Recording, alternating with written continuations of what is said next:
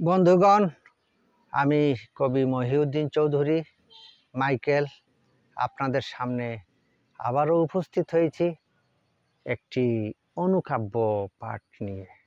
আমার আজকের অনুকাব্যটির নাম স্বর্গীয় প্রেম যৌনতা। আমি এই অনুকাব্যটি লিখেছিলাম 5/10/2019 খ্রিস্টাব্দে। পাঠ করছি। প্রেম পবিত্র, নিঃসন্দেহে স্বর্গীয়। স্রষ্টার সৃষ্টি প্রকৃতি ও মানবীয়। নরনারীর যৌনতা প্রেম নয়, জৈবিক আকর্ষণ বলা যায়। প্রেম পবিত্র কিন্তু নয় যৌনতা। প্রেম দেয় যৌনতারই বৈধতা। প্রেম দেয় যৌনতারই বৈধতা।